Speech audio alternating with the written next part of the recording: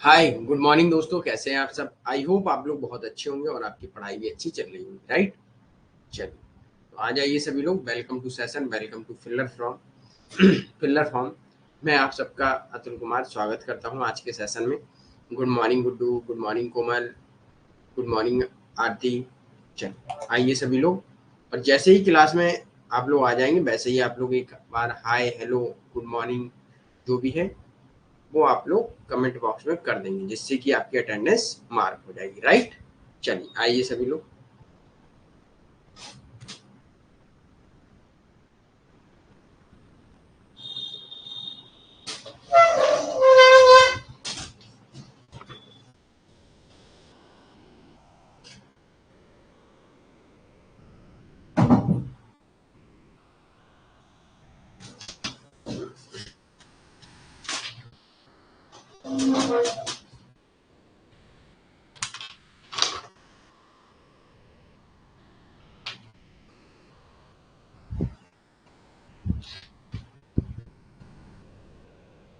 कैसे हैं आप लोग, गुड्डू, कोमल, आरती। पढ़ाई बढ़िया चल रही है आप सबकी।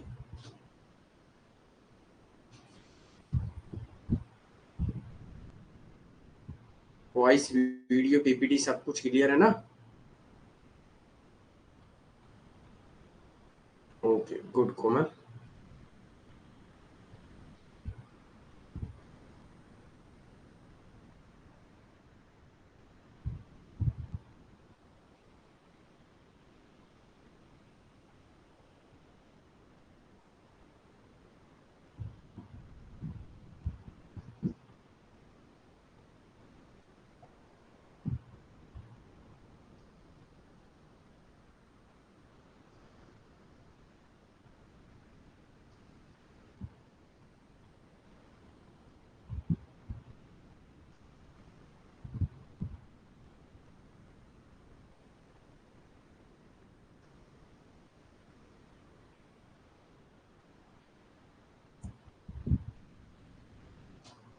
आई एम फाइन कोमल, मैं भी बढ़िया हूँ। बस आप लोगों की तैयारी करा रहा हूँ, इस बार हो जाना चाहिए आप सबका, है ना।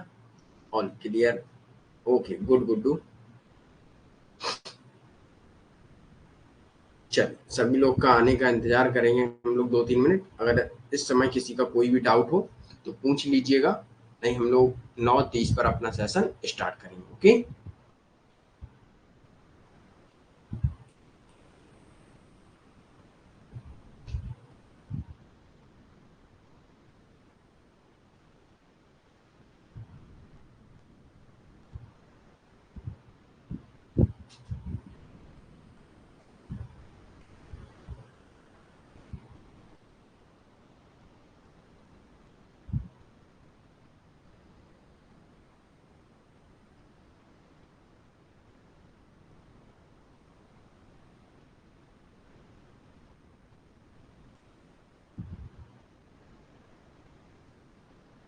चलिए, किसी भी स्टूडेंट का कोई डाउट नहीं है।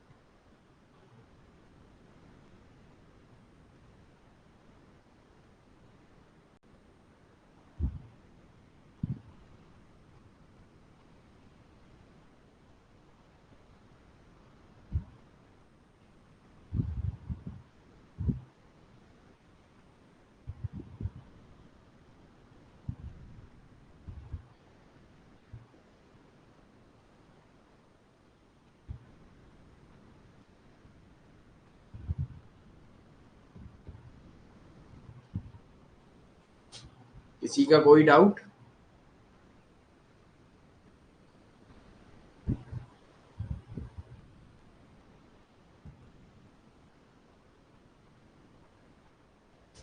चलिए तो स्टार्ट करें आज के सेशन को।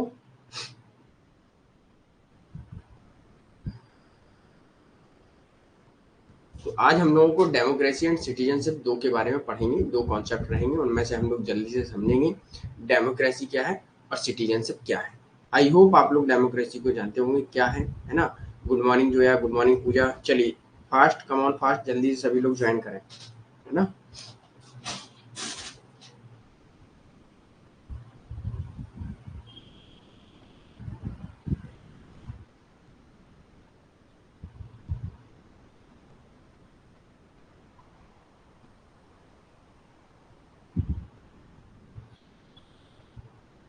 एक बार आप लोग ग्रुप में बोल दीजिएगा कि जो भी स्टूडेंट ज्वाइन नहीं हुए तो हो जाए, है ना, ताकि क्लास जल्दी से हम लोग स्टार्ट कर सकें। कॉन्सेप्ट थोड़े दो दो कॉन्सेप्ट रहेंगे और दोनों छोटे छोटे हैं, ज़्यादा बड़े नहीं हैं।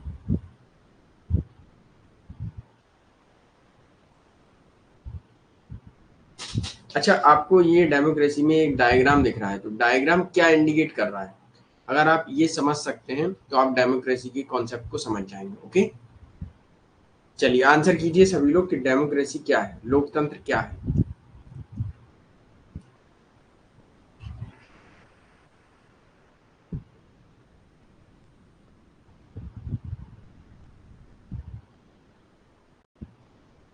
लोगों का लोगों पर शासन। ओके, वेरी गुड कोमल। और सभी?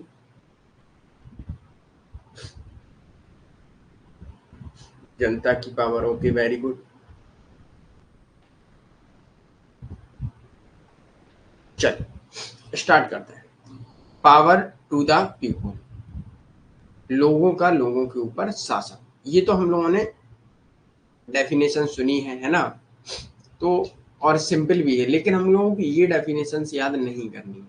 जो हमारे पॉलिटिकल थिंकर हैं उन्होंने डेफिनेशन दी है डेमोक्रेसी की, वो हम लोगों को याद करनी है। ओके ओके, वेरी गुड जो है।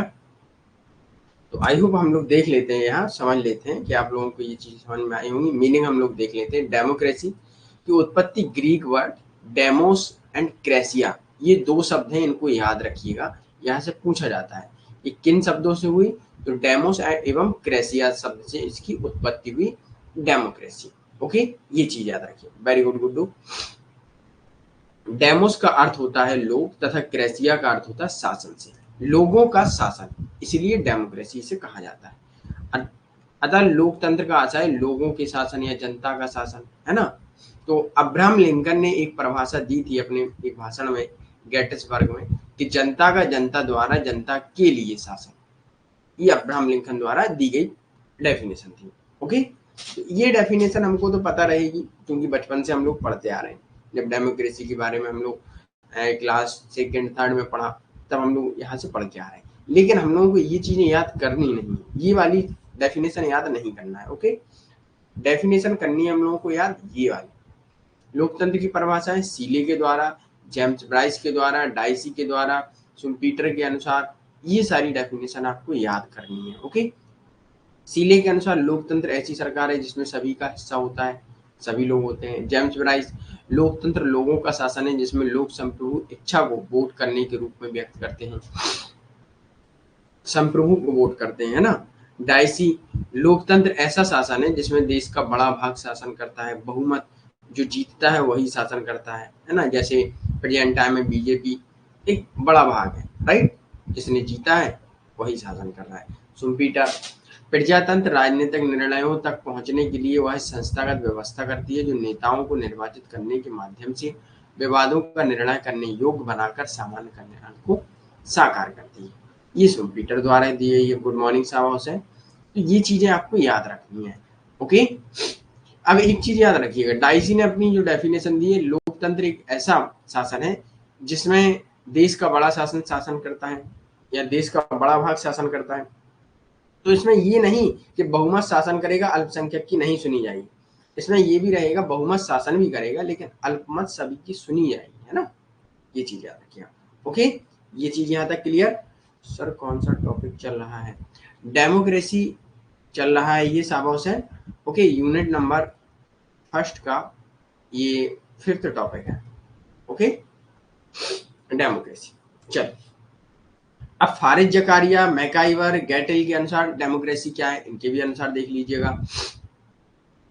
फारिज जकारिया इनके बारे में हम लोग इंटरनेशनल लॉ में पढ़े, इंटरनेशनल रिलेशंस में पढ़ेंगे, है ना। इन्होंने कहा संवैधानिक उदारवाद के बिना लोकतंत्र केंद्रीकृत शासनों का निर्माण कर रहा है। स्वतंत्रता का क्षरण जातीय प्रतिस्पर्धा, संघर्ष और युद्ध है। संवैधानिक उदारवाद के बिना अर्थात वो संविधान है जो आपका एक कानून की पुस्तक होती है, आप तो जानते हैं ये संविधान है ना। संवैधानिक उदारवाद के बिना लोकतंत्र केंद्रीकृत शासनों का निर्माण करना। लोकतंत्र केंद्रीकृत शासन जिसमें क्या होगा, एक कोई शासन निरंकुश भी हो सकता है, इन शासनों का निर्माण करता है जिसमें क्या होता है, जातीय प्रतिस्पर्धा और संघर्ष और युद्ध होते हैं। इन्होंने लोकतंत्र के बारे में ये कहा। ओके, मैकाइवर, लोकतंत्र राज्य का एक रूप है, सरकार को नियुक्त करने, नियंत्रित करने, बर्खास्त करने का तरीका मात्र है। मैकाइवर ने सिर्फ लोकतंत्र को एक तरीका समझा, एक सरकार का रूप समझा जिसमें सरकार की नियुक्ति करेगा, नियंत्रित करेगा, बर्खास्त करेगा, ये चीजें इन्होंने बताई। ये न्यू थिंकर है शायद, यस उमर। अगला है गैटेल, लोकतंत्र का रूप ये बताते हैं कि जिसमें जनता के पास संप्रभु सत्ता के प्रयोग में हिस्सा लेने का अधिकार होता है। गैटेल कहते हैं लोकतंत्र क्या है, संप्रभु सत्ता के प्रयोग में हिस्सा लेने के लिए अधिकार होता है जनता के पास, ये लोकतंत्र है कि लोकतंत्र में जनता भी हिस्सा करने लगती है शासन करने के लिए। ओके, ये एक प्रणाली है लोकतंत्र। ओके, क्लियर है यहाँ तक। अब आते हैं लोकतंत्र के दार्शनिक आधार देख लेते हैं हम लोग कुछ। लोकतंत्र मूल्यों के रूप में, मूल्य क्या है, वैल्यूज क्या है, वो हम लोग देख लेते हैं। इसमें क्या होता है, व्यक्ति को एक इकाई मानना, है ना, व्यक्ति की गरिमा में विश्वास करता है लोकतंत्र। व्यक्ति एक सम्मानजनक गरिमा विश्वास, है ना, उसको सम्मान दिया जाता है, ये चीजें।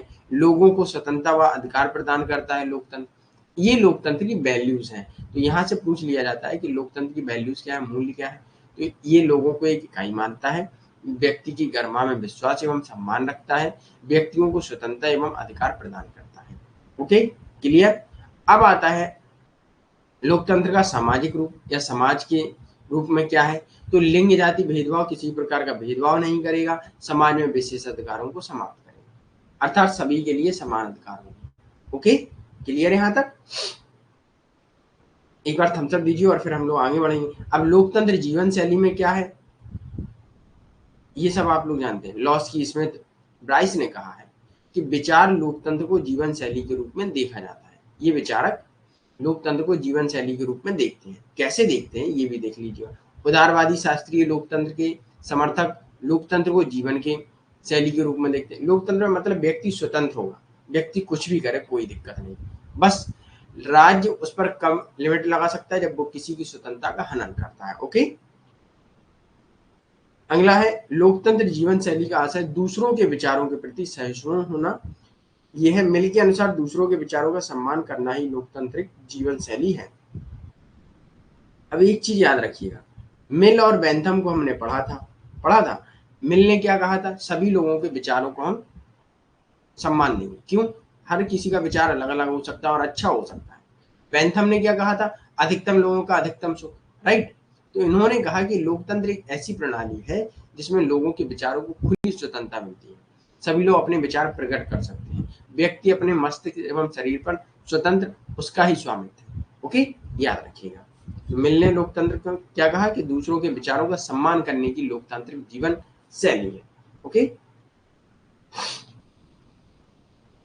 अब हम लोग सबसे इंपॉर्टेंट चीज इसमें क्या है, 3 वेव्स दी गई है डेमोक्रेसी की, 3 वेव्स ऑफ डेमोक्रेसी, ये सैमुअल पी हंटिंगटन द्वारा दिया गया है। तो इसमें इन्होंने बताया 3 वेव में कि पहली वेव में कौन, देखिए एक क्या होता है, पहले इस चीज को हम लोग समझ लेते हैं, वेव क्या है।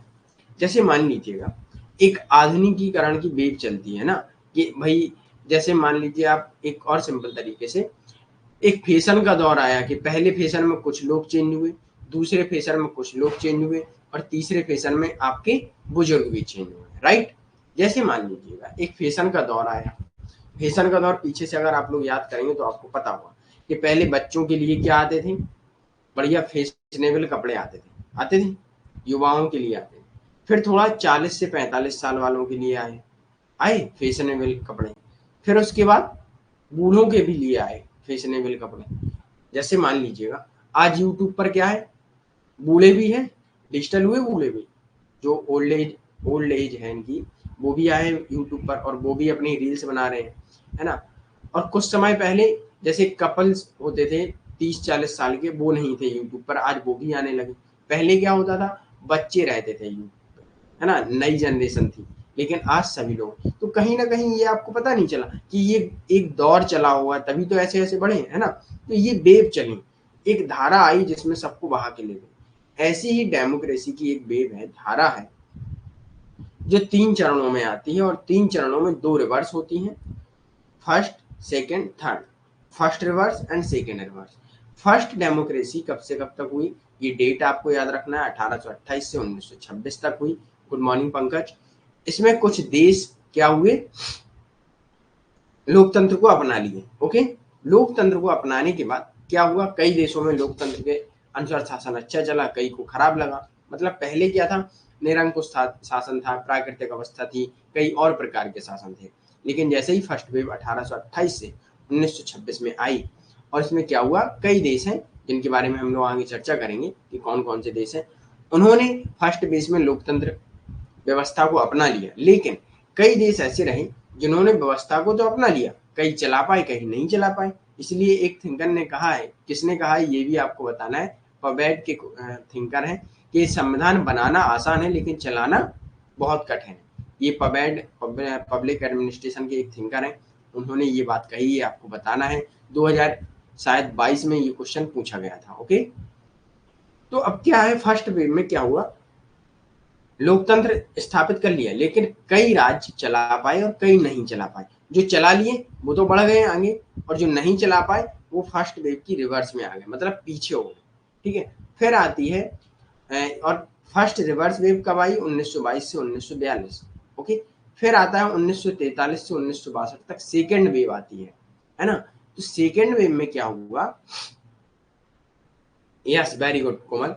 सेकेंड वेव में क्या हुआ, इसमें भी कुछ देश आए, लोकतंत्र हुआ, और इसमें इंडिया बहुत इंपॉर्टेंट है, याद रखिएगा, इंडिया सेकेंड वेव में आता है। तो हम लोगों ने भी लोकतंत्र अपनाया और बढ़िया चला शासन, और सक्सेस हो गए हम लोग। ठीक है, फिर इसके बाद 1958 बीच में ही, 1958 से 1975 में, जैसे जैसे ये चलती जा रही थी, बीच बीच में ही ये रिवर्स हुई थी, क्योंकि कई देशों ने बीच में बनाया और छोड़ दिया, वो नहीं चला पाए, और ये सेकेंड रिवर्स वेव आई।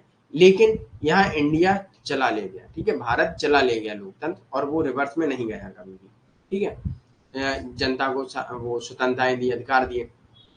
अब सेकेंड वेव कब से कब तक हुई, तो 1958 से 1975 तक। ये आपको डेट याद रखना है, इसमें कौन कौन से देश हैं ये भी याद रखना है ना। फिर आती है थर्ड वेव। थर्ड वेव 1974 तक, 74 से अभी तक चल ही रही है।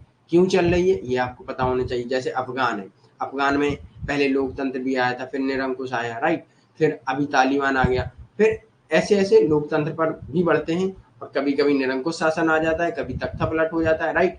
जैसे मान लीजिएगा, कभी पाकिस्तान की हालत खराब हो जाती है ना, तो कभी अभी लोकतंत्र है, जब तख्ता पलट हो जाएगा तो सेना का शासन हो जाएगा, राइट। कई देश ऐसे हैं जिनमें अभी भी लोकतंत्र नहीं है। इसीलिए यूएन क्या कहता है, हमारा वही पार्ट होगा, हमसे वही लोग जुड़ सकते हैं जो डेमोक्रेसी को मानते हैं, है ना। तो उन्होंने एक वो बता दिया।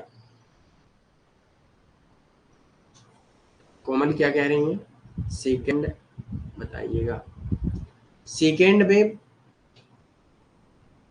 1943 से 1962 ओके तक चलती। इसकी हम आपको पीडीएफ दे देंगे, पीडीएफ अपलोड कर दी गई है कल ही, है ना, तो उसको डाउनलोड कर लीजिएगा। क्योंकि यहाँ कुछ सेटिंग गड़बड़ है इसकी प्रोग्राम की, तो इसमें क्या है, ग्रीन कलर ब्लैक दिखता है ना। ठीक है, तो ये चीजें हैं, ये हमको याद रखनी है, यहाँ से डेट याद करनी है, और कौन से देश किस वेव में, ये याद करना है, और कुछ नहीं करना है याद।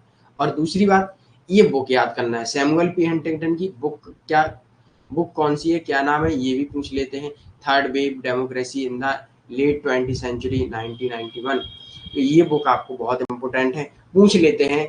थ्री वेव्स ऑफ डेमोक्रेसी किसने दी हैं, तो सैमुअल पी हंटिंगटन ने दी हैं। ओके, इनके बारे में थोड़ा ये पढ़ लीजिएगा, क्योंकि ये आपको पढ़ना पड़ेगा तभी पता चलेगा, है ना। ये मैंने आपको संक्षिप्त में बता दिया कि क्या चीजें हैं। ओके, ये पढ़ लीजिएगा, और इसमें बहुत इंपॉर्टेंट है फर्स्ट वेव में संयुक्त राज्य अमेरिका ने कब अपनाया और पहली लहर का सांकेतिक सार्वभौमिक मताधिकार, सबको मत दिए गए, है ना। फर्स्ट वेव रिवर्स में क्या हुआ, रिवर्स में इटली, स्पेन और पुर्तगाल में लोकतंत्र हट गया था। फर्स्ट वेव विश्व युद्ध से पहले लोकतांत्रिक रूपों को अपनाने वाले देशों में हुआ, है ना। तानाशाही का उदय भी हुआ, ये चीजें याद रखनी। ओके, सेकेंड रिवर्स वेव, देखिए सेकेंड रिवर्स वेव में पश्चिम जापान, जर्मनी, ऑस्ट्रेलिया में लोकतंत्र लागू किया गया। वे उपनिवेश ने तीसरी दुनिया के कई देशों द्वारा लोकतंत्र को अपनाने का नेतृत्व किया है। ओके, याद रखिएगा, फर्स्ट वेव में कम से कम जर्मनी, जापान, ये सब हैं देश, इनको याद रखिएगा। थर्ड वेव क्या है,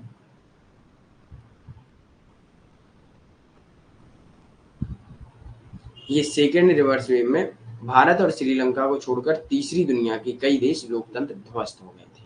ओके, थर्ड वेव में क्या है, निरंकुश शासनों का पतन होता है, वैश्विक राजनीतिक पैमाने परिवर्तन होते हैं और उदारीकरण, लोकतंत्रीकरण को बढ़ावा मिलता है, जिसमें कई देशों पर डेमोक्रेसी होती है लेकिन शासन किसी और का चलता है, निरंकुश शासन भी होता है। ये जो थर्ड वेव है वो चल रही है अभी भी, है ना। इसमें रिवर्स भी हो रहा है अभी तक, लेकिन ये कंफर्म नहीं हो पाया रिवर्स कब से कब तक हुआ, क्योंकि बीच बीच में कई देश लोकतंत्र अपनाते हैं फिर चला जाता है, अपनाते हैं फिर चला जाता है। ओके, याद रखिएगा। यहाँ तक किसी को कोई डाउट बताइए, आई होप नहीं होगा। चलिए आगे बढ़ते हैं। अब आगे देखते हैं हम लोग थ्योरी ऑफ डेमोक्रेसी। तो थर्ड वेव किसने दिया, थ्री वेव किसने दी, सैमुअल पी हंटिंगटन ने। कौन कौन सी दी, ये चीजें आपको याद रखनी है। ओके, अब आते हैं theory of democracy, CB Macpherson. CB Macpherson द्वारा लोकतंत्र का विस्तृत अध्ययन किया गया और उन्होंने दो मॉडल दिए। मॉडल कौन कौन से दिए, एक क्लासिकल सिद्धांत और एक रक्षात्मक मॉडल। दो मॉडल दिए उन्होंने। पहले मॉडल में कहा है लोकतंत्र को प्रथा के रूप में व्यवस्थित करके एक दार्शनिक या दर्शन के रूप में व्याख्यात कर दी है। ओके, और दूसरा रक्षात्मक मॉडल। रक्षात्मक मॉडल में क्या है, लोकतंत्र की आवश्यकता अधिकारों के रक्षण के लिए। रक्षात्मक मॉडल में ये जान लीजिएगा, अधिकारों को सुरक्षा करने के लिए राज्य का निर्माण या लोकतंत्र का, जिसमें जॉन लॉक आते हैं, बेंथम आते हैं, है ना।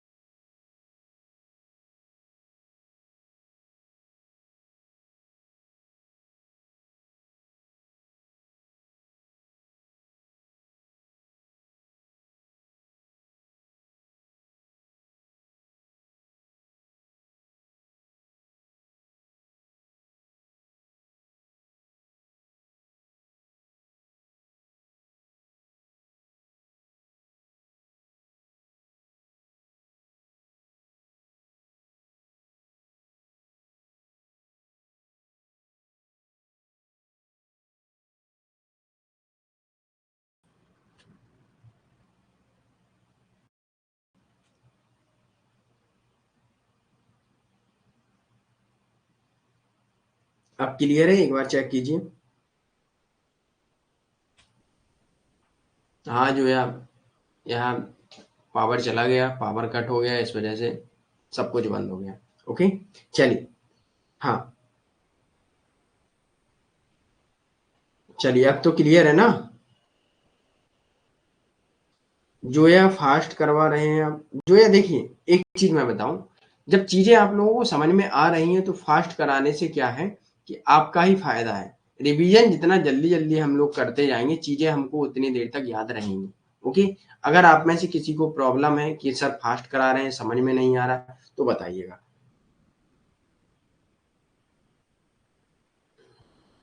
यस यस, स्पेस में है। ओके ओके, चलिए। तो कोई प्रॉब्लम तो नहीं है जो है आपको, है ना। समझ में आ रहा है तो फिर क्या प्रॉब्लम, है ना। चलिए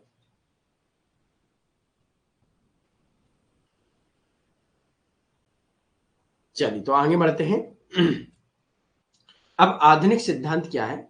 वे अपने दृष्टिकोण में वैज्ञानिक एवं अनुभवजन को मानते हैं आधुनिक सिद्धांत में। जैसे अभिजातवादी मॉडल, जिसमें इन्हें हम लोग कहते हैं एलिट्स मॉडल भी कहा जाता है इसको। इसमें क्या होता है, यह शक्ति के अभिजातवादी सिद्धांत पर आधारित होते हैं। इनमें कुलीन तंत्र या कुलीन तंत्र को लोही नियम, मतलब कुछ लोगों द्वारा शासन किया जाता है। इन्होंने डेमोक्रेसी तो बताया है, डेमोक्रेसी के बारे में अध्ययन भी अच्छे से किया है सीबी मैकफर्सन ने, लेकिन इन्होंने किया है कि डेमोक्रेसी की कई मॉडल है ना, शास्त्रीय, आधुनिक। इनके अंदर क्या है, देखिए शास्त्रीय के अंदर क्या है, रक्षात्मक मॉडल। रक्षात्मक मॉडल में क्या होता है, लोगों के अधिकारों के संरक्षण के लिए डेमोक्रेसी लाई जाती है, जिसमें जॉन लॉक और बेंथम लाए। और दूसरा मॉडल आधुनिक सिद्धांत के अंतर्गत आता है, जिसमें अभिजात मॉडल आता है, एलिट्स मॉडल। इसमें क्या होता है कि शासन करेंगे लेकिन कुछ ही लोग करेंगे। अब अगर आज आप देखेंगे लोकतंत्र में शासन कौन कर रही है, बीजेपी कर रही है। बीजेपी में कुछ ही लोग हैं जो अभिजात हैं, कुलीन है ना, मतलब जो उच्च श्रेणी के लोग हैं वही शासन कर रहे हैं। पूरी जनता तो कहीं कर नहीं रही है, हमको सिर्फ दिख रहा है कि जनता कर रही है शासन, लेकिन जनता रियल में शासन कर रही है? आप बताइए, कर रही है जनता? नहीं कर रही ना, कुछ ही लोग कर रहे हैं। तो वो यही बात कहते हैं कि मॉडर्न जो थ्योरी है उसके अनुसार अभिजात मॉडल क्या है, यही है कि जिसमें कुलीन का लोही नियम होता है, कुछ लोगों का। जनता के पास शक्ति संभालने की क्षमता नहीं होती, इसीलिए अभिजात वर्ग के पास रहती है।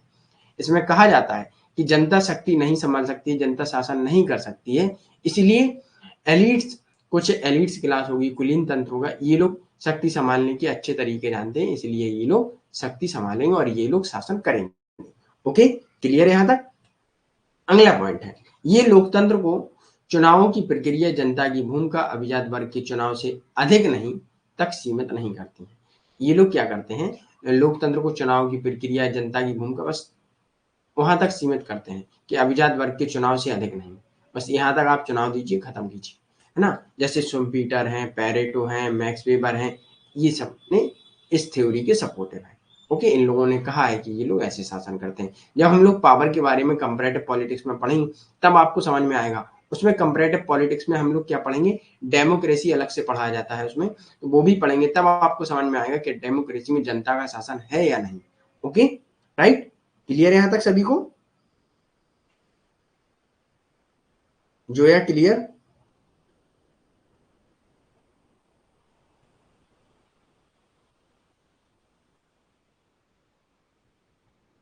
चलिए ओके, आइए। अब आता है विकासवादी मॉडल, बहुलतावादी मॉडल। अब इन मॉडल में आपको कुछ याद नहीं करना है, सिर्फ मॉडल का नाम याद रखिएगा और विद्वान का नाम रखिएगा, है ना। किसी व्यक्ति के विकास के लिए लोकतंत्र आवश्यक है, जेएस मिल, है ना। जेएस मिल ने क्या कहा था कि लोगों के विकास के लिए, राइट, एक अनिच्छुक लोकतंत्रवादी भी कहा जाता है ना, सभी को अधिकार दे देते हैं ये, और जो पढ़ा लिखा होगा उसे ज्यादा देंगे वोट देने का अधिकार, क्योंकि वो जो कम पढ़ा लिखा है उसकी मदद कर सके। ओके, ऐसा ही बहुलतावादी मॉडल है, इसमें साझेदारों हितों के साथ समूह अपने मामलों को पूरा करने के लिए, निर्णय के लिए जोर डालने के लिए लोकतंत्र की नीति प्रभावित करता है। जैसे रॉबर्ट डहर, शक्ति का काफी ज्यादा प्रसार होता है इसमें, है ना। उनके अनुसार लोकतंत्र है समूह राजनीति की ओर इशारा करते हैं। उन्होंने बहुतंत्री, पॉलीआर्की की संकल्पना दी है। पॉलीआर्की क्या मतलब होता है, बहुमत का लोकतंत्र। वे कहते हैं हमारे जैसी समाज में जिंदगी के महान सर्कस में राजनीति एक तमाशा है।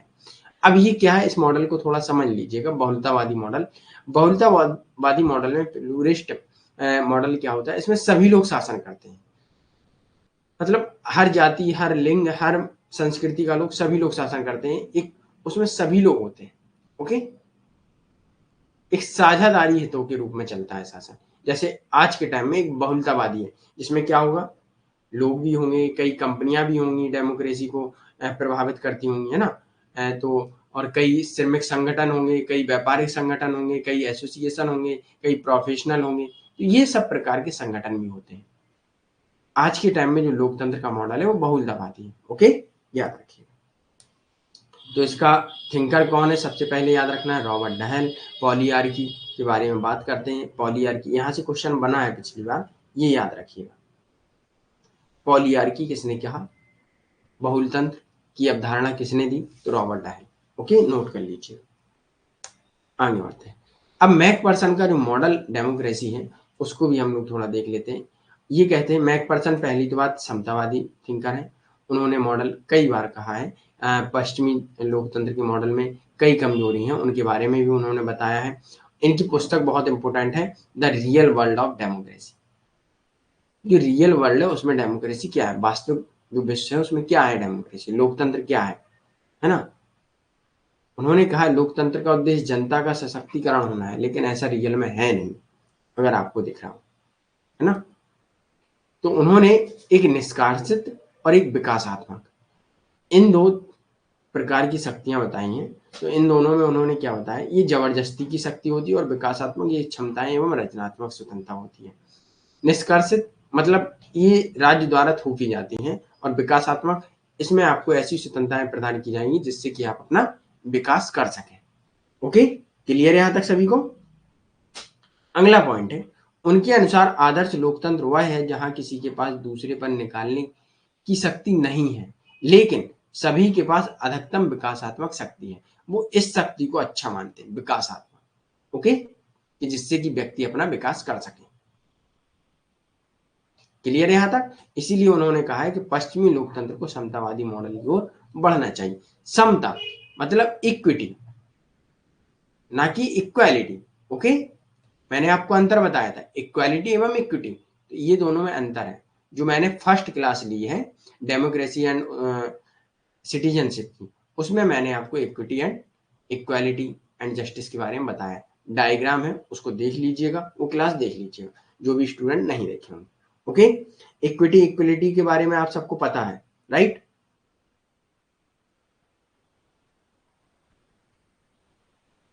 यहां तक क्लियर है सभी को?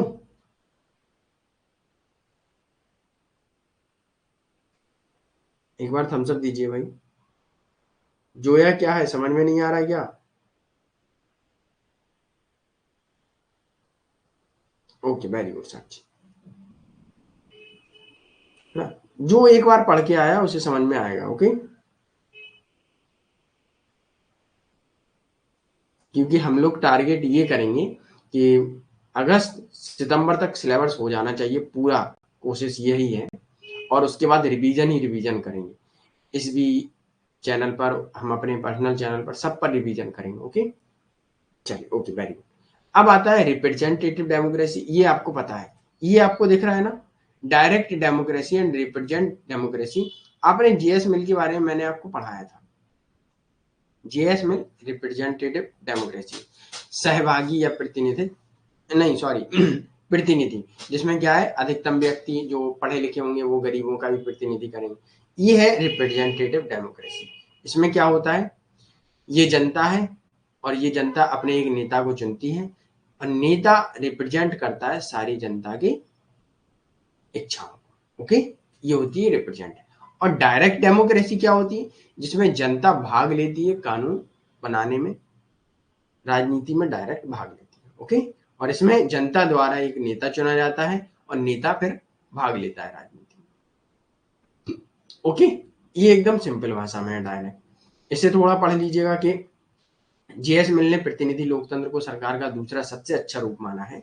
विद्वानों का सरोकार लोकतंत्र को अधिक प्रतिनिधि बनाना है। चुनाव प्रतिनिधि लोकतंत्र का प्रमुख तंत्र है। ओके, डेलीगेट मॉडल, प्रतिनिधि मॉडल बोला जाता है इसे। इसके थिंकर आप लोग याद रखिएगा, लॉक एवं बेंथम। ओके, लॉक ने जब समझौता किया था तो राज्य बनाया था, राज्य ही सब कुछ कानून वानून देखेगा, है ना। लॉ को कौन मेंटेन करेगा? राज्य, राज्य का एक जो राजा बनाया है ना, जिसे संप्रभु बनाया। ओके, तो प्रतिनिधि मॉडल दो प्रमुख मॉडल हैं। एक तो प्रतिनिधित्व मॉडल के जो रिप्रेजेंटेशन वाला मॉडल है, उसमें दो आते हैं। एक डेलीगेट अर्थात प्रतिनिधि मॉडल, जिसमें लॉक और बेंथम सपोर्ट करते हैं। ओके, वेरी गुड जोया, अच्छा है, नोट्स पढ़ेंगे तभी समझ में आएंगी चीजें, है ना। प्रतिनिधि मॉडल क्या है, उनके अनुसार प्रतिनिधि को निर्णय लेने का अधिकार नहीं होना चाहिए, उन्हें जनता द्वारा दिए गए जनादेश पर कायम रहना चाहिए। प्रतिनिधि मॉडल में क्या होता है, लेकिन देखिए प्रतिनिधि मॉडल की हकीकत क्या है और प्रेजेंट टाइम में क्या है, ये दोनों हमको नहीं देखने हैं, हमको प्रतिनिधि मॉडल देखना है। और प्रेजेंट टाइम में क्या है ये हम सब लोग जानते हैं, है ना। तो प्रतिनिधि मॉडल क्या है, इसमें ये देख रहे हैं आप,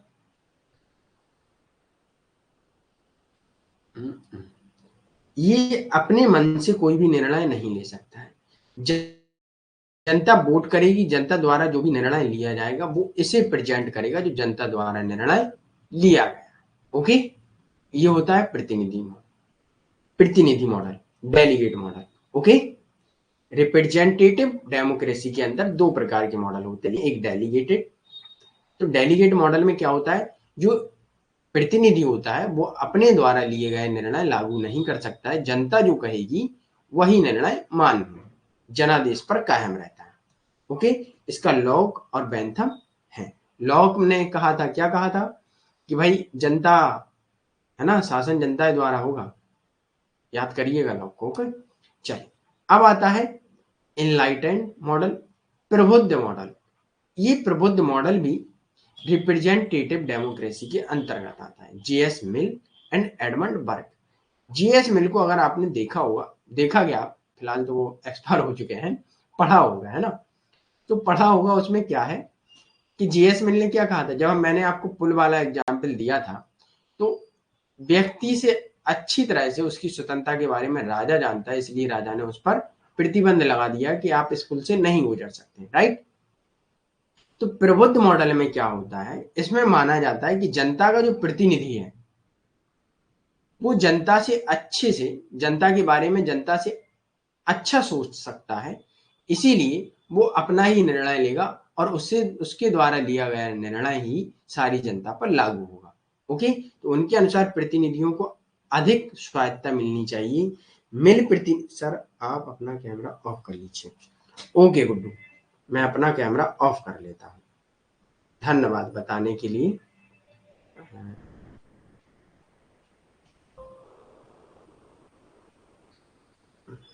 बात सही की है गुड्डू आप, गुड्डू लेकिन थोड़ा देर में बोले, आप सही बोले है ना।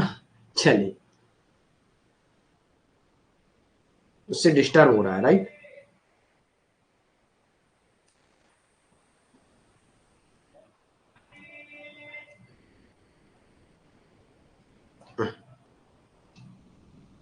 ठीक है,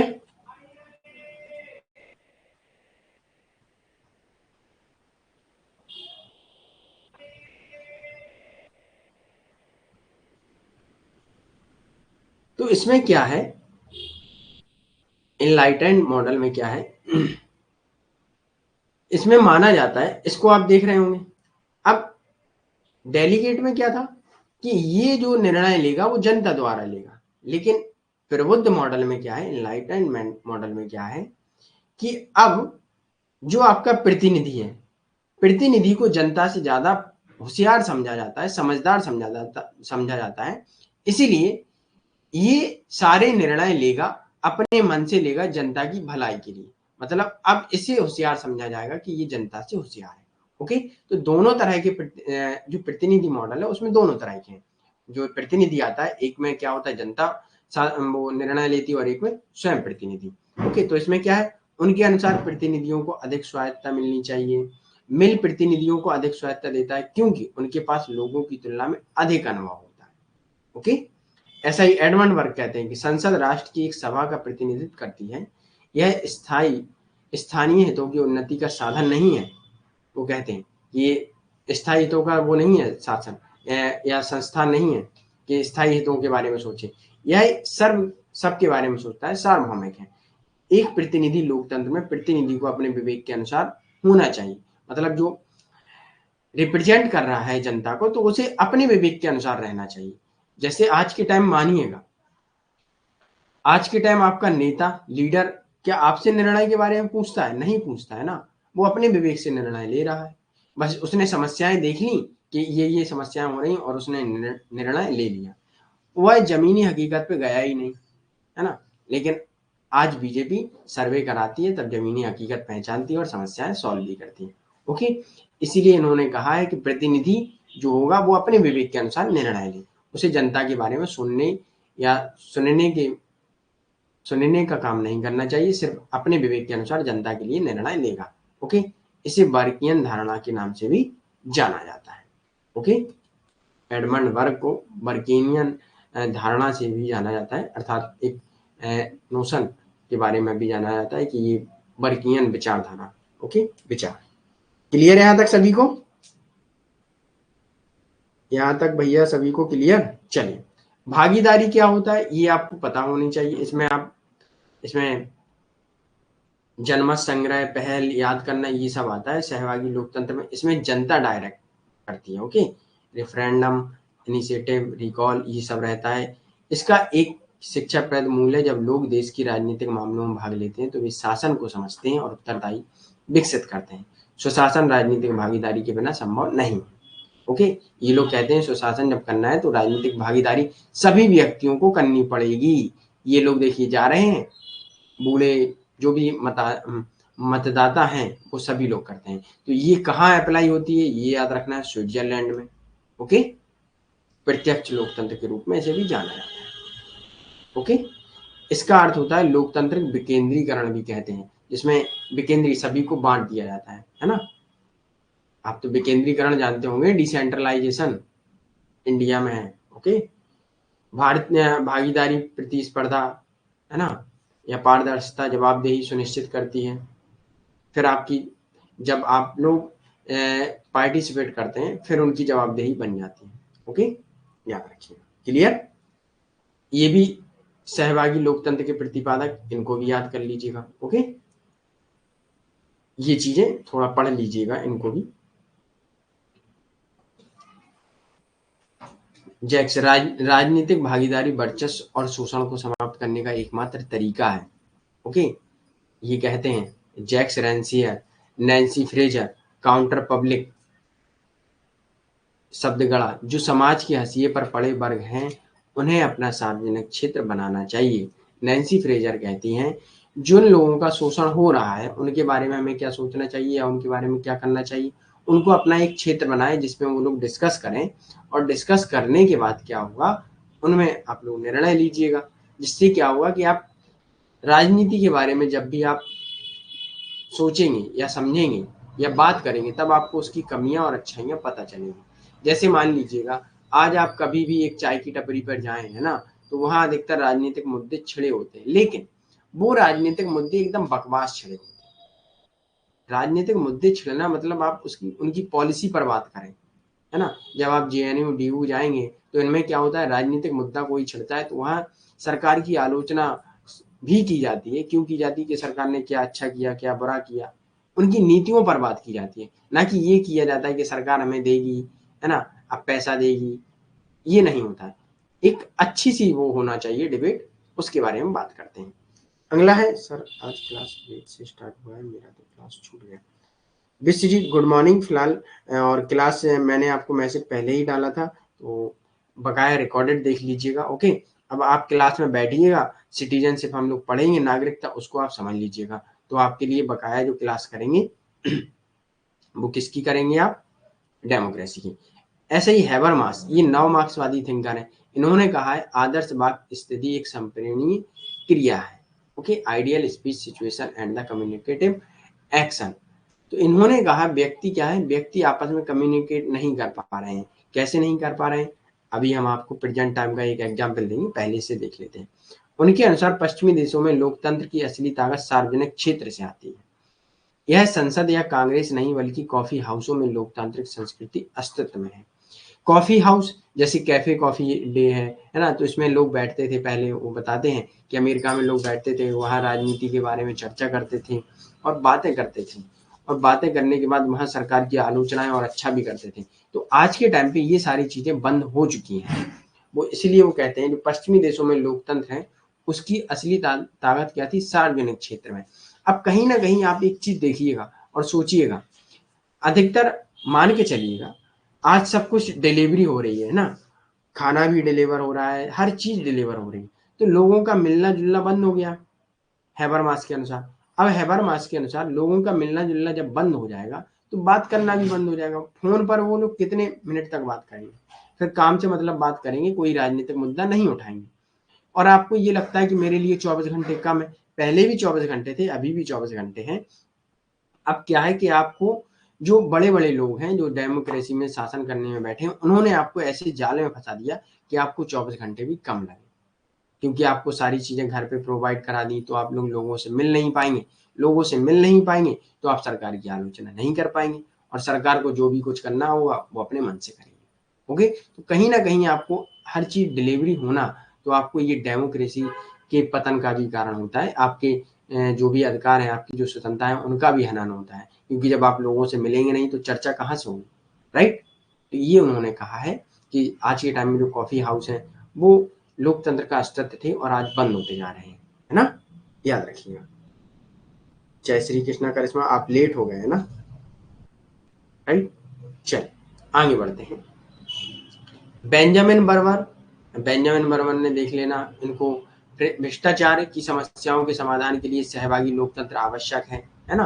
भ्रष्टाचार आप समझते हैं, जब सभी लोग आएंगे उसमें सहभाग करेंगे तो आप लोग भी देखेंगे कि भ्रष्टाचार नहीं होना चाहिए। कैरोल पिटमैन, ये वो है नारीवादी थिंकर, तो इन्होंने भी बताया पार्टिसिपेशन एंड डेमोक्रेटिक थ्योरी, इनकी ये बुक बहुत इंपॉर्टेंट है।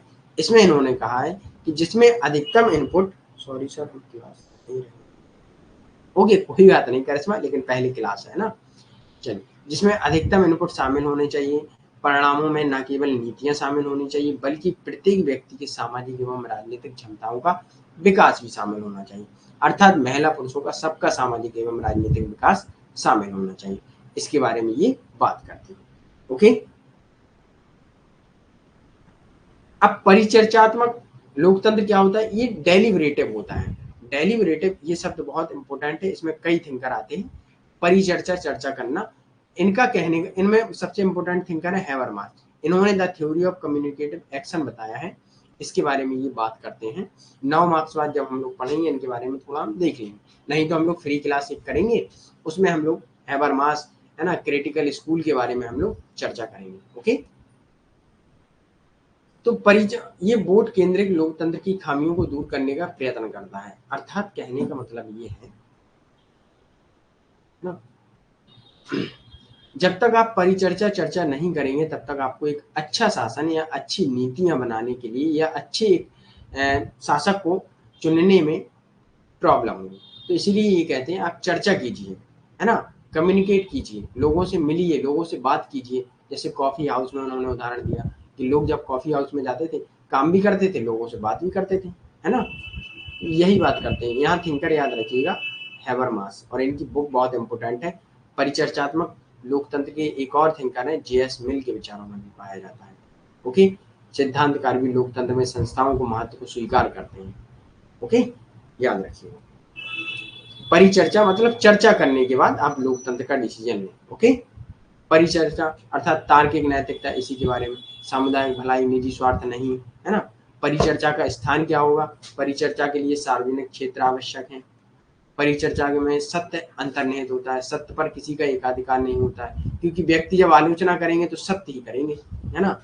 जैसे मान लीजिए कोई व्यक्ति अगर आपकी बात से सहमत नहीं है तो उसको पता होगा कि क्यों नहीं है, उससे आप पता करेंगे, और वो सहमत नहीं होगा तो उससे क्या होगा कि फिर एक अच्छे से अच्छा डिसीजन लिया जा सकेगा। ओके, इनके अनुसार निर्णय आम सहमति से लिए जाते हैं, बहुमत से नहीं। ओके, इसमें प्रत्येक व्यक्ति को मत का महत्व होता है। क्लियर? यहाँ तक सभी को क्लियर है भाई? परिचर्चा चर्चा क्या होती है? क्लियर? चलिए ये भी पढ़ लीजिएगा। ओके, जॉन रॉल्स, पेरिकल, विचारशील लोकतंत्र के प्रतिपादक, चर्चा बाधा नहीं, ये चर्चा के बारे में बात करते हैं। ओके, तो इनको भी आप थोड़ा देख लीजिए, ये थिंकर सारे हम लोग पढ़ चुके हैं। ओके, जोशुआ कोहेन, इन्होंने लोकतंत्र के 5 तत्व बताए हैं कि अपेक्षा निरंतरता वाले लोगों में एक स्वतंत्र और चल रहा संघ है, विचार विमर्श कानून, जबरदस्त वातावरण जहाँ लोग बोलने के लिए दूसरों की क्षमता को पहचाने, मूल्यों का बहुमूल्यकरण, सम्मान, है ना, वैधता के स्रोत में विचार विमर्श, अर्थात विचार विमर्श को ये लोग अच्छा मानते हैं। ओके, सहवर्तनी लोकतंत्र, इसको भी देख लेते हैं। यह बहुसांस्कृतिक बहुजातीय, अर्थात ये सिंपल भाषा में समझ लेंगे, ये सभी जातियों, संस्कृतियों, समाज सबको लेकर चलता है, सहवर्तनी। मतलब सभी लोग। Okay, conscious national nation democracy. Okay, याद रखिए। अरेंज अरेंड लिचवर्ड इन्हें अरेंड लिस्फर्ड या लिस्फर्ड भी कहते हैं, है ना। तो इन्होंने सहयोगी लोकतंत्र को 4 विशेषताएं दी हैं। कार्यकारी शक्ति साझाकरण, एक महागठबंधन सरकार द्वारा सरकार, मतलब जब लोग साथ में चर्चा परिचर्चा करेंगे तो एक महागठबंधन बनेगा विचारों का और उसके द्वारा सरकार चुनी जाएगी। खंड स्वायत्तता का उच्च स्तर, राजनीतिक प्रतिनिधित्व के मानक में रूप में अनुपातिकता, आपसी वीटो पावर, लोगों के पास वीटो पावर होगी, है ना। ये कुछ इंपोर्टेंट पुस्तक है लिचफर्ड की, तो ये भी याद कर लीजिएगा, बहुत इंपोर्टेंट है। ओके, ये यहाँ कुछ कंट्रीज दिए गए हैं, उनमें कब से कब तक लोकतंत्र रहा इसके बारे में, या सहभागी लोकतंत्र रहा तो इसके बारे में यहाँ बताया गया है। ओके, ग्लोबलाइजेशन में डेमोक्रेसी पर कैसा प्रभाव पड़ा है ये भी आपको याद रखना है। ठीक है, ये सब आप लोग जानते हैं ना। ग्लोबलाइजेशन क्या है?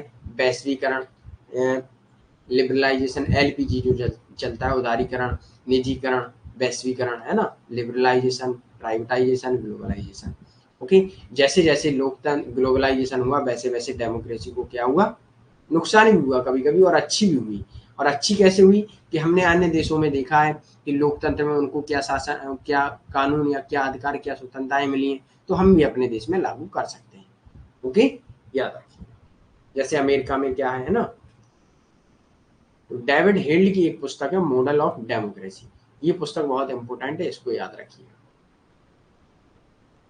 ओके, संप्रभुता, प्रादेशिक राजनीतिक शक्ति के बीच संबंधों का एक विघटन है ना। यूएन, आईएमएफ, डब्ल्यूबी और डब्ल्यूटीओ जैसे वैश्विक संस्थान ने लोकतांत्रिक घाटे से पीड़ित हैं। तो संप्रभुता और प्रादेशिकता और जो राजनीतिक शक्ति के बीच संबंधों का एक विघटन भी है। क्यों है? क्योंकि अब लोकतंत्र का हस्तक्षेप करने के लिए क्या होता है कि यूएन की एजेंसियां भी दखल अंदाज देती हैं। तो दखल अंदाज जब करती हैं, हस्तक्षेप करती हैं, इंटरवेंशन करती हैं, तो क्या होता है कि अन्य देश की संप्रभुता भी खतरे में आ जाती है। ओके, डेविड हेडली की पुस्तक द मॉडल ऑफ डेमोक्रेसी में परदेशीय लोकतंत्र के किसी रूप की ओर बढ़ने की आवश्यकता के बारे में बात की है। ओके, ये चीजें याद रखिएगा। यहाँ तक क्लियर है सभी को? आई होप अब आपको क्लियर होगा। ओके, तो एक बार जब तक आप लोग रीड नहीं करेंगे तब तक आपको समझ में नहीं आएगा, इसलिए रीड करिएगा तभी आपको चीजें समझ में आएंगी। ओके, चलिए अब हम लोग थोड़ा आगे बढ़ते हैं। अब हम लोग देखते हैं किसको, सिटीजनशिप। ओके, एक बार थम्स अप दीजिए सभी लोग, और जल्दी से हम लोग सिटीजनशिप, नागरिकता को भी देखेंगे, समझेंगे।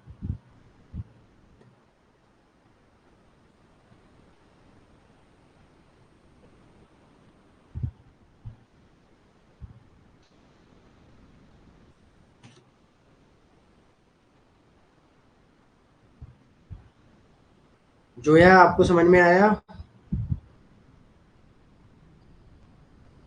Okay, very good Pankaj, very good Pooja. Okay, चलिए अब नागरिकता क्या होती है ये आप सब लोग जानते हैं ना। तो आई होप आप लोगों ने, सर पावर नहीं करेंगे क्या?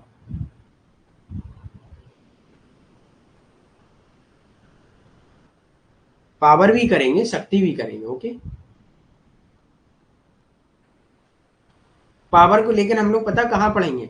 पावर हम लोग पढ़ेंगे कंपैरेटिव पॉलिटिक्स में, क्योंकि वो काफी बड़ा है और उसे वहां हम लोग पूरा कवर करेंगे। ओके, शक्ति क्या है, ठीक है। नागरिकता की अवधारणा अक्सर कानूनी और औपचारिक स्थिति के रूप में भी देखी जाती है। जैसे कानूनी क्या है, इंडिया में अगर हम लोग यहाँ नागरिक हैं और यहाँ हम लोगों को अधिकार दिए जाएंगे, लेकिन दूसरे देश का नागरिक होगा लेकिन उसे यहाँ का नागरिक नहीं माना जाता है। ओके, सिटीजन नहीं माना जाता, तो उसके लिए अलग कानून होते हैं। संविधान द्वारा गारंटीकृत एवं विशिष्टीकृत राष्ट्रीयता अधिकारों दावों से जुड़ा होता है नागरिकता। जैसे मान लीजिए भारत में अगर कोई नागरिक है तो आपको संविधान से जुड़े कुछ गारंटी अधिकार भी दिए गए होंगे, लेकिन ये चीज याद रखिएगा जो अन्य देश का नागरिक होगा उसको दिए गए होंगे? नहीं दिए गए, उसके लिए अलग कानून होंगे, अलग अधिकार होंगे। ओके, ये होता है नागरिकता। तो नागरिकता की अवधारणा राजनीतिक समुदाय में एक ठोस सदस्यता को दर्शाने के लिए है। मतलब कि आप किसी राज्य के नागरिक हैं तो आपको कैसे माना जाए कि आपको कुछ छूट भी दी जाएगी, है ना, कुछ लिमिट भी लगाई जाएगी संविधान के अनुसार। ओके, यह राज्य में एक साथ रहने वाले लोगों के बीच संबंधों में एक विशिष्ट पहलू को दर्शाता है। ओके, ये चीज याद रखिएगा, ये जो संविधान के द्वारा दी जाती है हमको गारंटीकृत होती है नागरिकता। ओके, अब नागरिकता शब्द क्या है? ये सिविक लैटिन वर्ड है, ग्रीक के समकक्ष राजनीति से लिया गया है ये, और जिसका अर्थ पोलिस या शहर राज्य का सदस्य, है ना। यूनानी थिंकर जब कहते हैं पोलिस नगर राज्य में जब कोई सिटीजन रहता था, जब हम लोगों ने अरस्तु के बारे में पढ़ा था, अरस्तु ने नागरिक किन्हें माना था? चलिए बताइए, आंसर कीजिए, अरस्तु ने नागरिक किसे माना था?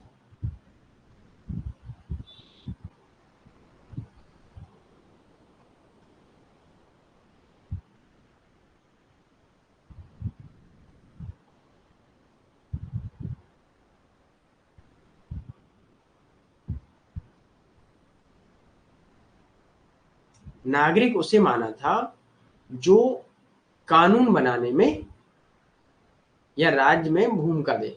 ओके, उसे, यस, जो शासन में भाग लेता था, यस, जो शासन में या कानून बनाने में अपनी भूमिका निभाता था या भाग लेता था, वो नागरिक था। ओके, तो नागरिकता एक देश में एक नागरिक के अधिकारों, कर्तव्यों एवं विशेष अधिकारों के साथ निहित होने की स्थिति है। यह देश की राजनीतिक, आर्थिक, सामाजिक, धार्मिक एवं सांस्कृतिक विविधता का एक हिस्सा है। ये चीज याद करिएगा, यहाँ से असेसन रीजन वाले क्वेश्चन बनते हैं। ओके, अंग्रेजी समाजशास्त्री टी.एच. मार्शल, इनकी पुस्तक बहुत इंपॉर्टेंट है, इसे याद रखिएगा, सिटीजनशिप एंड सोशल क्लास 1950। ये बहुत इंपॉर्टेंट पुस्तक है, जो आपको बताई जाएंगी पुस्तक, उनको नोट कर लीजिएगा, बहुत इंपॉर्टेंट है। ओके, इन्होंने एक पुस्तक में कहा है नागरिकता को एक राजनीतिक समुदाय में पूर्ण और समान सदस्यता के रूप में परिभाषित किया है, कि वो पूर्ण एक राजनीतिक होगा और एक समान सदस्यता होगी, उसे राजनीतिक अधिकार, सामाजिक अधिकार, सारे प्रकार के अधिकार दिए जाते हैं एक संविधान द्वारा। ओके, संपत्ति वर्ग से संबंधित। ओके, वेरी गुड करिश्मा। अगला पॉइंट है, नागरिकता व्यक्तियों को समान अधिकार और कर्तव्यों, स्वतंत्रता और बाधाओं को निर्धारित करती है। नागरिकता का सिद्धांत राजनीति के रूप में लंबे समय से रहा है, प्लेटो अरस्तु के समय से, ये मैंने आपको पढ़ाया था, है ना। अब देखिए, कई चीजें हम लोग जब सेकंड यूनिट में पढ़ चुके थे, तो अब आपको पता होगा प्लेटो अरस्तु क्या है, ये आपने पढ़ाई है ना। अब अगर जो भी स्टूडेंट सोच रहे होंगे कि सर पहले फर्स्ट यूनिट क्यों नहीं पढ़ाए, अब मैं आपको प्लेटो अरस्तु के बारे में फिर यहाँ समझाता तो समय बर्बाद होता, इसलिए हमने सेकंड यूनिट लिया है। और कभी भी आप पढ़ें तो ऐसे ही पढ़ें, पहले सेकंड यूनिट, क्योंकि पहले हम उन शब्दों को जान ले, प्लेटो अरस्तु कौन है, तो कोई जानता जिसने नहीं पढ़ा होगा कभी भी, वो कहे सर प्लेटो अरस्तु क्या है ना, तो पूरा कॉन्सेप्ट उसका हिल जाता, उसे समझ में ही नहीं आता कि क्या है। ठीक है, चलिए, अब अरस्तु ने क्या कहा, ये आपको पता है कि वे सभी हैं जो नागरिक जीवन में हिस्सा लेते हैं। नागरिकता के तत्व भाग लेना, स्वायत्त, सामाजिक व्यवस्था, एकजुटता, नागरिक व्यक्ति और समाज राज्य के बीच दो तरफा संबंध, ये हम आपको पढ़ा चुके थे। ओके, तो यहाँ तक किसी को कोई प्रॉब्लम हो तो बताइए, नहीं है ना। और होगी भी तो हम आपको क्या करेंगे कि आपको वही पढ़ना पड़ेगा, अरस्तु की क्लास आपको देखनी पड़ेगी, तभी वो समस्याएं सॉल्व हो सकती है। ओके, वो मैं नहीं कर सकता। ठीक है, जब तक आप क्लास नहीं देखेंगे तब तक आपको पता नहीं चलेगा। अब यहाँ से हम लोगों का समय बच जाता है। ओके, ऐसा ही हम लोगों को एग्जाम में भी करना है कि भाई 4 ऑप्शन आए, एलिमिनेट किया, जो देखा उसे मारा, खत्म, दोबारा उस पर टाइम ही नहीं देना। ये है पढ़ाई करने का, ये है स्मार्ट स्टडी। अब यहाँ क्या है, जब हम लोग एक बार पढ़ चुके हैं तो उसे खत्म करो, आगे पढ़ेंगे हम लोग, जब रिवीजन करेंगे तब पढ़ेंगे, तो समय बर्बाद नहीं करना है हम लोगों को। ओके, यहाँ तक क्लियर? किसी को कोई प्रॉब्लम? आई होप नहीं होनी चाहिए, है ना। चलिए आगे बढ़ते हैं। नागरिकता का मार्क्सवादी सिद्धांत, एंथनी गिडिंग्स जो मार्क्सवादी थिंकर है, इन्होंने कहा है कि नागरिकता क्या है। ओके, तो यहाँ इनकी पुस्तक है a contemporary critic of historical materialism में इन्होंने ये चर्चा की है, और मार्क्स की ऑन द जीसस क्वेश्चन, इसमें इन्होंने चर्चा की है नागरिकता की। ओके, तो एंथनी गिडिंग्स ने क्या कहा है इस पुस्तक में कि नागरिकता उन अधिकारों पर आधारित है जो वर्ग अपने विरोधी वर्ग के अधिकारों का विद्रोह और दमन करने के बाद अपने लिए जीतता है।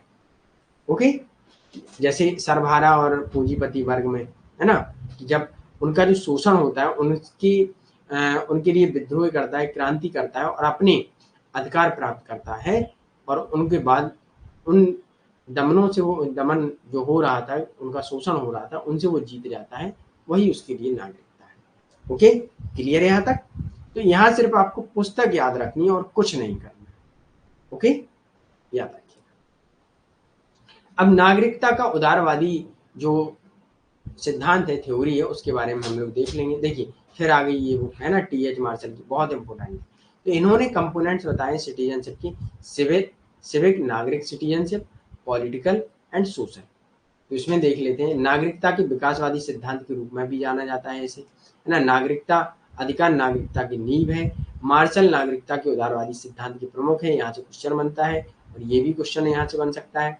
मार्शल के अनुसार नागरिकता एक स्थिति है जो एक ऐसे व्यक्ति द्वारा आनंद लिया जाता है जो समुदाय का पूर्ण सदस्य है। और पूर्ण सदस्य कब होता है? जब उसे सिविक सिटीजनशिप, पॉलिटिकल, सोशल, ये सारी सिटीजनशिप मिल जाती है। क्लियर है यहाँ तक? किसी का कोई डाउट? आई होप नहीं हो, है ना। चलिए अब आगे बढ़ते हैं। नागरिकता का साम्यवादी सिद्धांत क्या है? कम्युनिटेरियनिज्म, है ना, समुदायवादी बोला जाता है इसे, साम्यवादी नहीं है ये, समुदायवादी। समुदायवादी थिंकर कहते हैं अन्ना हरेंट, माइकल वॉल्जर, बेंजामिन वर्मा, जो हमने फ्री क्लास की थी उसमें हमने आपको बताया था। इस सिद्धांत के अनुसार क्या कहा जाता है कि नागरिकता का रिपब्लिकन सिद्धांत भी इसे कहा जाता है। नागरिकता के बारे में नागरिक भागीदारी के रूप में बात करते हैं। मतलब व्यक्ति नागरिक कब होगा? जब वो एक समुदाय का सदस्य होगा, तभी वो नागरिक होगा। ओके, ये इन थिंकरों को नाम याद रखिएगा। और सिटीजन पार्टिसिपेशन के बारे में बात करते हैं, भागीदारी।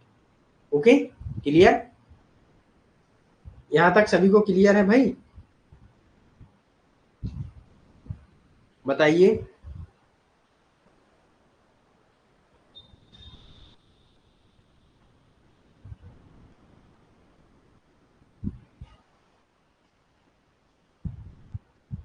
एक बार थम्स अप दीजिए और उसके बाद हम लोग आगे बढ़ेंगे। ओके,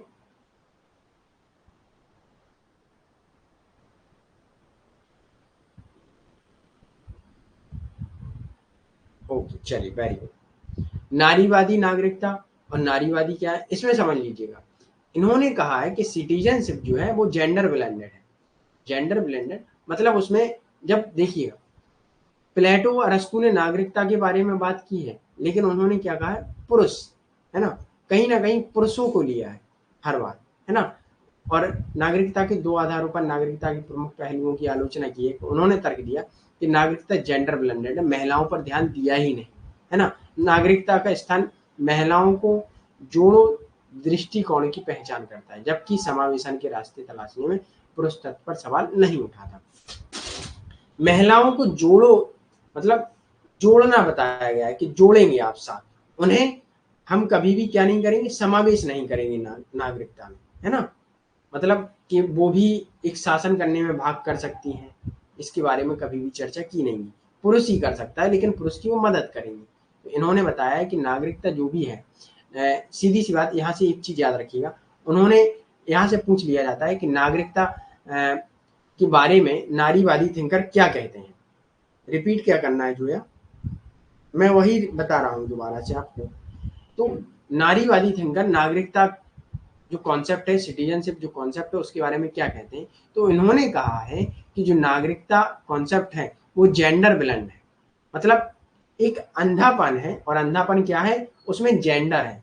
मतलब उन्होंने महिलाओं की तरफ देखा ही नहीं, सिर्फ पुरुष की तरफ देखा, एक तरफ वो अंधा ही रहा, है ना। ये चीज हमको याद रखनी है, और कुछ यहाँ कुछ नहीं करना आपको यहाँ।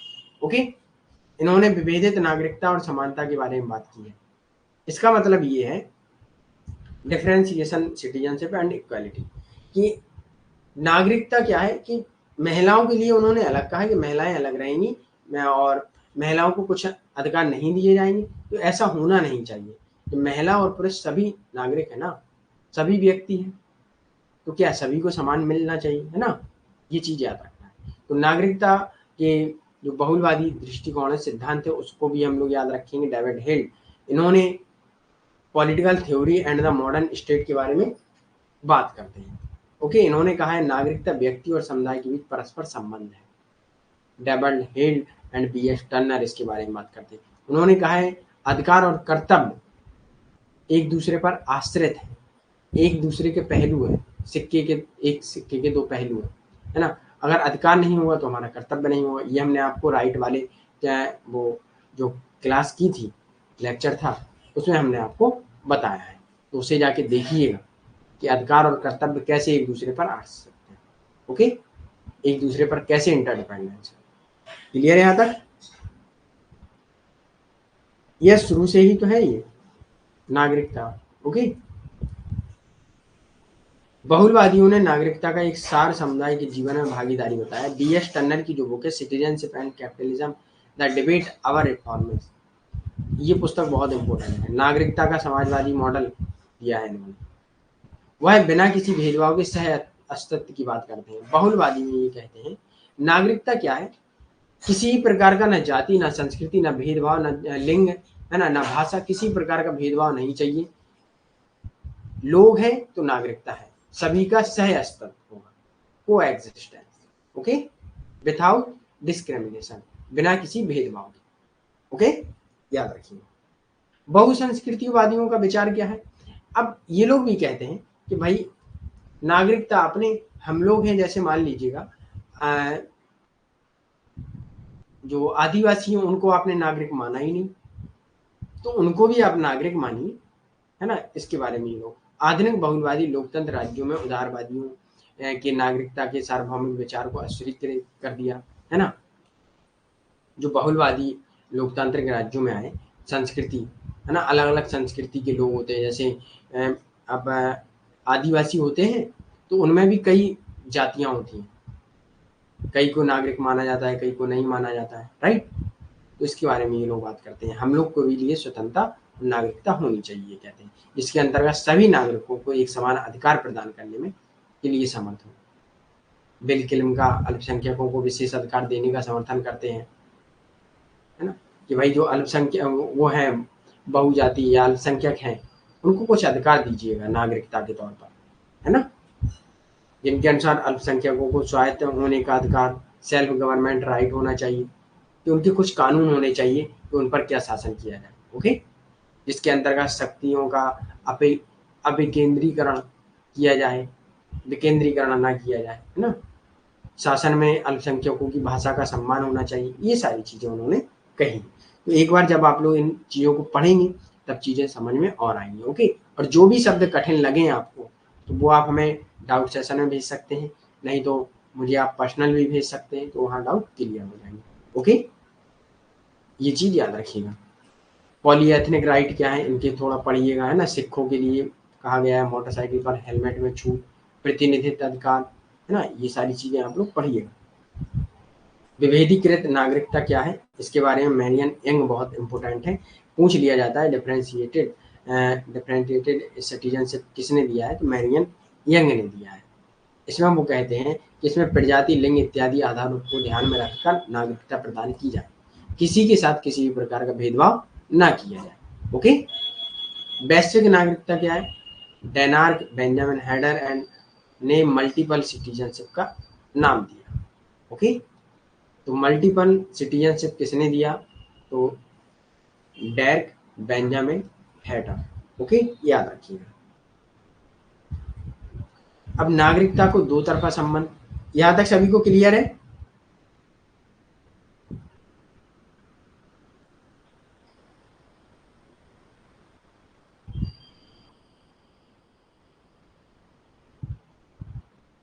यहां तक सभी को क्लियर है? Okay, very good. व्यक्ति और राज्य के प्रति व्यक्तियों के अधिकार और कर्तव्यों को दर्शाता है। नागरिकता किसी व्यक्ति की सर्वोच्च पहचान है जो राज्य का सदस्य है। इसमें वो कहते हैं राज्य होगा, राज्य के अंडर ही तो नागरिकता होगी। दो तरफा संबंध है, जब राज्य होगा तो नागरिकता होगी, नागरिकता होगी तो एक राज्य के अंदर होगी। ओके, जैसे मान लीजिएगा भारत है, ठीक है, भारत एक राज्य देश है, तो इसमें नागरिकता किन्हें दी जाती है, जो यहाँ के ओरिजिन सिटीजन है ना, जो नागरिक हैं उन्हीं को ही नागरिकता दी जाती है, राइट। कि भाई उनके अनुसार संविधान में कुछ बातें भी कही गई होंगी कि भाई ये लोग इन या इनके कुछ अधिकार या स्वतंत्रताओं की सुरक्षा करेगा संविधान, है ना। ये चीजें हैं, दोनों एक दूसरे पर आश्रित हैं, इसको भी थोड़ा पढ़िएगा। ओके, तो आई होप आप लोगों को आज का सेशन अच्छा लगा होगा और समझ में आई होंगी चीजें। और जो भी नहीं आई हैं चीजें तो आप लोग बताइएगा, और डाउट सेशन में भी पूछिएगा। डाउट सेशन आपके लिए 24 घंटे खुला हुआ है, नहीं तो आप हमें पर्सनल मैसेज भी कर सकते हैं, है ना, नहीं तो टेलीग्राम पर भी कर सकते हैं। ओके, यहाँ तक क्लियर सभी को? चलिए, तो welcome to most welcome today session and thank you for today session watch. Okay, चलिए, संडे है, 1.5 घंटा हो गया है और आप सबको अच्छा भी लगा हो, ऐसा मेरा मानना है। जो भी समझ में नहीं आया होगा तो पूछिएगा। Okay, okay, most welcome Karishma. Okay, welcome welcome Zoya, Pankaj, Sakshi, Pooja. चलिए, okay, bye. Okay, bye Zoya.